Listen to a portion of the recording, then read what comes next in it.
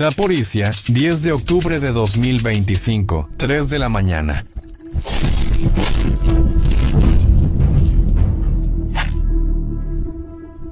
Esto es parte del mayor ataque coordinado ruso desde que inició la guerra. Se usaron 465 drones y 32 misiles en objetivos repartidos por toda Ucrania. Putin quería enviar un mensaje. Lo logró.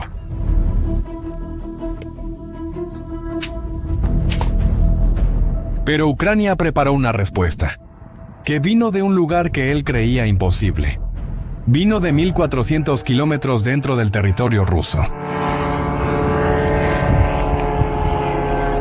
Y dejó a 500.000 de rusos en la oscuridad.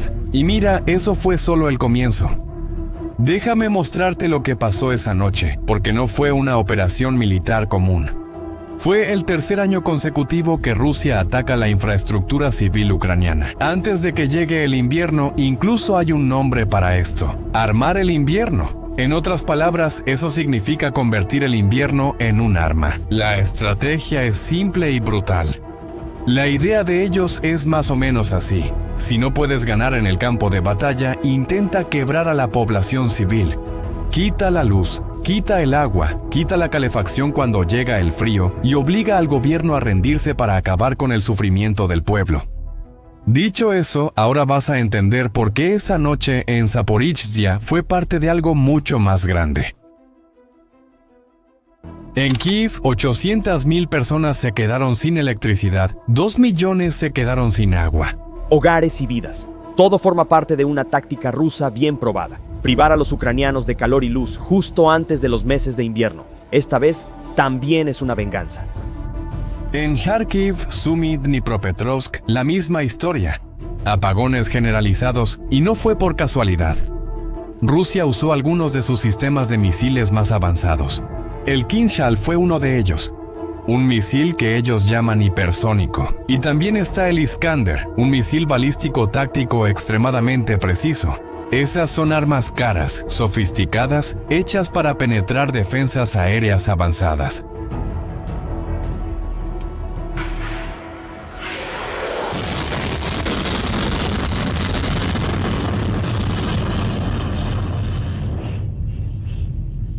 Pero aquí está el detalle importante. La estrategia rusa tiene un nombre técnico: victoria por volumen. La idea no es que cada misil o dron acierte el objetivo, es lanzar tantos que algunos inevitablemente van a pasar, no importa qué tan buena sea la defensa. Y esa noche, incluso con las fuerzas ucranianas derribando 405 de los 465 drones y 15 de los 32 misiles, los que lograron pasar causaron una destrucción masiva. Ahora, si consideramos las leyes internacionales, no hay duda de que esto es un crimen de guerra. Atacar deliberadamente infraestructura civil esencial para la supervivencia de la población viola las convenciones de Ginebra. Y no estamos hablando de leyes que solo existen en el papel. La Corte Penal Internacional ya ha acusado al exministro de Defensa ruso, Sergei Shoigu, y al jefe del Estado Mayor, Valery Gerasimov, por ataques anteriores, exactamente como este. Pero mientras las ciudades ucranianas quedaban sumidas en la oscuridad, algo interesante estaba sucediendo en la televisión estatal rusa.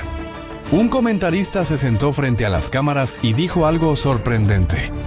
Dijo que los ataques eran humanitarios. Así es, humanitarios.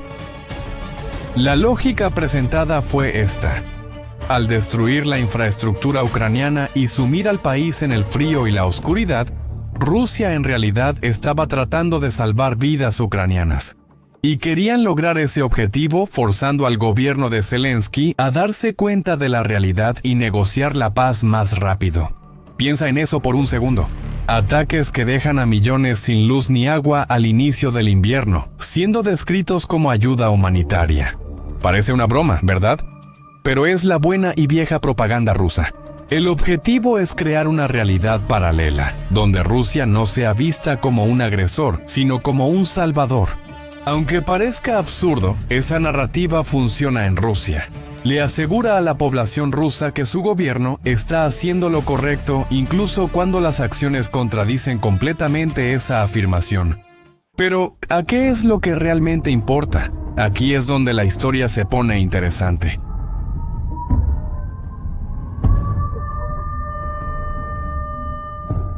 Menos de 24 horas después de ese ataque, comenzaron a sonar sirenas en Belgorod, una región rusa que limita con Ucrania. Y no fue la primera vez. Fue la tercera en solo 2 semanas.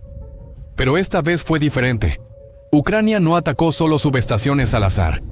Atacó la planta termoeléctrica principal de Luch, una región rural en Rusia. ¿El resultado? 500,000 de personas sin electricidad. El gobernador de la región intentó minimizar el problema. En un comunicado oficial dijo que los apagones se debieron a escombros caídos, no a ataques directos de drones. Advirtió posibles apagones rotativos en los próximos días como precaución. Pero videos en redes sociales contaron una historia diferente. Mostraron incendios masivos, explosiones en subestaciones críticas. El intento de controlar la narrativa no funcionó cuando la gente podía ver lo que estaba pasando con sus propios ojos, y Ucrania no se detuvo ahí.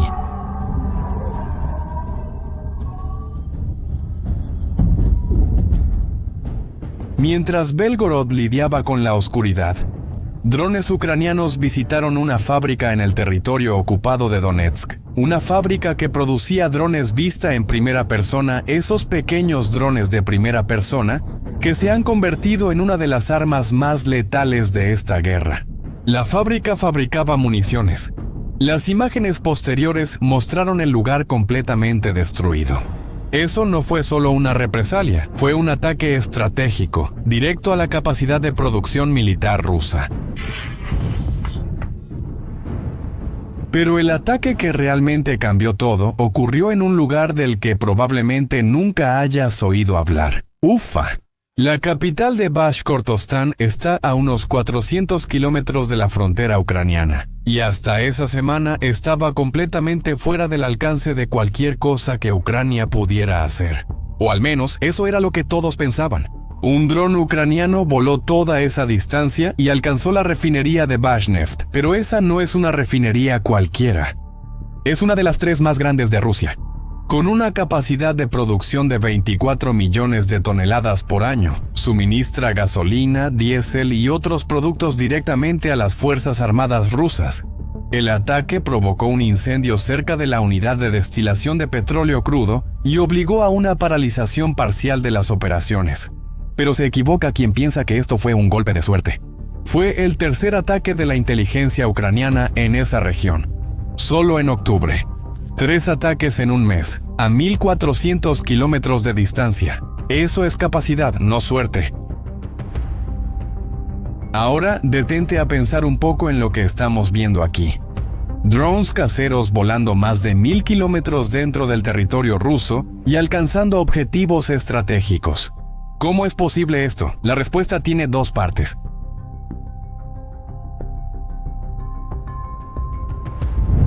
En primer lugar está la tecnología ucraniana. Desde el inicio de la guerra, Ucrania ha desarrollado una nueva generación de drones de largo alcance. Son sistemas como el Lyuty, Firepoint, que separan los movimientos, y Rute. Todos son de producción nacional, y Ucrania ha demostrado capacidad para usarlos a gran escala. Hubo reportes de ataques coordinados usando hasta 300 drones simultáneamente. Pero hay una segunda parte de esta ecuación que es igualmente importante: la inteligencia estadounidense.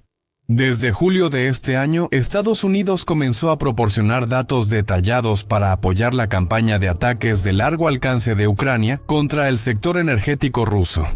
Y esa inteligencia es crucial, porque no basta tener un dron que vuele 1.400 kilómetros. Necesitas saber qué ruta tomar para evitar el sistema de defensa aérea S-400. Necesitas saber exactamente dónde la refinería es más vulnerable. Necesitas saber cuándo cambian los turnos del radar, dónde están los puntos ciegos. Eso es lo que convierte a un dron relativamente barato en un arma de precisión. Piensa así. Un dron ucraniano cuesta entre 50 y 100 mil dólares para producirlo. Un misil Kinzhal ruso cuesta cerca de 10 millones de dólares. Las matemáticas están del lado de Ucrania, y cuando agregas inteligencia de calidad a esa ecuación, la efectividad aumenta exponencialmente. Ahora hablemos del verdadero impacto de estos ataques, ya que hay mucha confusión y cifras mencionadas. Probablemente ya hayas escuchado algunas cifras sobre la destrucción de la capacidad de refinación rusa. Algunos llegan hasta el 38%, pero la verdad es que ese número necesita contexto. Ese número representa la capacidad total combinada de las 16 refinerías que fueron atacadas en agosto y septiembre. Ese número asume que cada una de esas refinerías fue totalmente destruida. Pero en la práctica, la cosa es más complicada. Muchas de esas refinerías siguen operando, solo que con capacidad reducida. Los equipos rusos de reparación logran activar algunas unidades rápidamente, pero aún así el impacto es real y medible. La producción rusa de gasolina cayó un 10%. El periódico ruso Kommersant lo confirmó. La producción total de refinación de Rusia cayó por debajo de 5 millones de barriles por día, el nivel más bajo desde la primavera de 2022. Y eso se traduce directamente en dinero. En septiembre, los ingresos rusos por exportaciones de productos petroleros cayeron un 13% en comparación con el mes anterior. Las exportaciones cayeron un 9%. Esto obliga a Rusia a exportar más crudo, menos rentable que productos refinados como diésel o gasolina. Significa márgenes de ganancia más bajos, significa menos ingresos fiscales para el Estado. Pero el impacto más visible está ocurriendo dentro de Rusia. El propio presidente Zelensky afirmó que los ataques causaron una escasez de combustible equivalente hasta el 20% de la demanda rusa. Y eso no es solo una estadística, son filas en las gasolineras, son precios que suben. Son personas comunes, rusas, que están sintiendo las consecuencias de una guerra que antes parecía lejana. Y el gobierno ruso se vio obligado a tomar una decisión drástica. Rusia decidió prohibir la exportación de combustibles hasta fin de año en medio de los ataques de Ucrania contra la red eléctrica rusa. Prohibir la exportación de gasolina. Eso no es una señal de fuerza, es una señal de desesperación. Y hay más. La Agencia Internacional de Energía proyecta que las refinerías rusas no se recuperarán totalmente de este daño hasta por lo menos mediados de 2026. ¿El motivo? Las sanciones occidentales bloquean el acceso de Rusia a componentes especializados y tecnología necesaria para reparaciones complejas en las refinerías. Rusia debe recurrir a opciones menos avanzadas en países como China, lo que implica reparaciones más lentas, tecnología inferior y mayores costos. Ahora piensa en el dilema estratégico que esto crea para Putin. Para defender refinerías y otras instalaciones críticas repartidas por todo el territorio ruso, él necesita reubicar sistemas de defensa aérea, sistemas como el S-400, que son extremadamente valiosos. Pero si quitas esos sistemas del frente o de Moscú para proteger Ufa, creas vulnerabilidades en otros lugares. Y ahora Ucrania elige dónde atacar. La iniciativa cambió. Rusia ya no solo está atacando, ahora tiene que defenderse en su propio territorio. Y cuando escuches hablar de guerra asimétrica, este es un ejemplo perfecto de ella en funcionamiento. Con una inversión relativamente pequeña en desarrollar y producir drones de largo alcance. Ucrania está provocando miles de millones de dólares en daños, pérdidas y caos logístico en el motor económico principal de Rusia. La relación costo-beneficio de estos ataques para Ucrania es excepcional. En cambio, para Rusia, el costo de defender cientos de instalaciones estáticas vulnerables, repartidas por un territorio inmenso, es astronómico. Ahora, ¿recuerdas lo que dijo ese comentarista ruso sobre el ataque siendo un tipo de ayuda humanitaria? La propaganda rusa no se detuvo ahí. Tranquilo, puede empeorar. Días después de esos ataques, otro propagandista apareció en la televisión estatal rusa. Y él tenía una propuesta interesante. Él dijo que los países europeos, específicamente Bélgica y Francia, deberían pagar reparaciones a Rusia por los daños causados por los ataques de drones ucranianos a las refinerías rusas. La lógica presentada fue esta. Cualquier fondo de activos rusos congelados que se use para ayudar a Ucrania simplemente se sumará a una cuenta de reparaciones futura que Rusia va a presentar. Y adivina quién va a pagar. Bélgica, Francia y Países Bajos van a pagar. Bélgica, Francia y otros países europeos. Piensa lo que eso significa. En el derecho internacional, el principio de reparaciones es claro. El agresor paga por los daños causados a la víctima. Alemania pagó reparaciones después de la Segunda Guerra Mundial. Irak pagó reparaciones a Kuwait. El agresor compensa al agredido. Pero aquí, la propaganda rusa le da la vuelta completamente a esto. Convierte al agresor en víctima y exige que los aliados de la víctima paguen por haber ayudado en la defensa. Por más absurdo que parezca, esto sirve a un propósito estratégico dentro de Rusia. Prepara a la población local para un conflicto más largo y costoso, y responde a las críticas potenciales sobre los crecientes costos de la guerra, y crea una narrativa en la que Rusia no es la causante del caos, sino la víctima de una conspiración occidental más grande. Durante 3 años, esta guerra tuvo una geografía clara. Sucedía en Ucrania, los rusos la veían por televisión. Sus ciudades funcionaban normalmente, sus refinerías producían combustible, sus plantas generaban energía. Existía una separación cómoda entre la guerra allá y la vida aquí. Putin siempre contó con eso.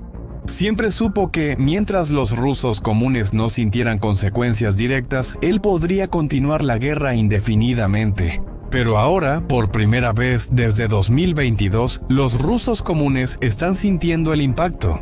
No por la televisión, sino en la gasolinera, en las filas de las estaciones, en nuestros apagones rotativos, en las noticias sobre refinerías incendiándose a cientos de kilómetros de la frontera. En lugares que debían ser seguros. La guerra ya no es algo que solo les pasa a otros, les está pasando a ellos. Putin quería usar el invierno como arma contra Ucrania. Ahora son los rusos los que están en la oscuridad. Y ese mensaje que él quiso enviar, Ucrania respondió alto y claro. A 1.400 kilómetros de distancia. Ahora quiero tu opinión. ¿Cuánto tiempo crees que la economía rusa aguanta este ritmo de ataques a las refinerías antes de colapsar? Deja tu respuesta en los comentarios. Si este contenido te ayudó a entender mejor lo que está pasando en esta guerra, compártelo con alguien que también necesita verlo. Y suscríbete al canal para no perderte los próximos análisis. Hasta la próxima.